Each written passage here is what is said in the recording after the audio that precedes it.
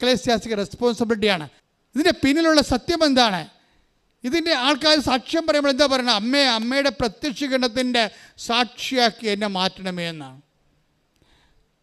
അപ്പം എൻ്റെ രോഗം മാറ്റിക്കൊണ്ട് നീ അമ്മയുടെ പ്രത്യക്ഷീകരണത്തിന് സാക്ഷിയായി ജീവിച്ചോളാം എന്ന് നീ തീരുമാനിക്കുന്നത് 90 ദിവസമാണെങ്കിൽ നിനക്ക് 90 ദിവസത്തെ അനുഗ്രഹം തന്നാൽ മതിയല്ലോ. എന്തുകൊണ്ടാണ് ഇവിടെ ആൾക്കാർ 1.5 കൊല്ലം 2 കൊല്ലം 3 കൊല്ലമായിട്ട് ഞങ്ങൾക്ക് ഉടമ്പടിയിലാണ് ജീവിക്കണത്? ഇന്നലെ ഒരു നോൺ ക്രിസ്ത്യനോട് സാക്ഷ്യം പറഞ്ഞു. എന്താണെന്നറിയാമോ? എനിക്കൊറ്റാഗ്രഹം മാത്രമേ ഉള്ളൂ, എൻ്റെ മരണം വരെ അമ്മയുടെ ഉടമ്പടിയുടെ ജീവിതം നയിക്കണമെന്ന്. കൈയടിച്ചു കേട്ടല്ലേ.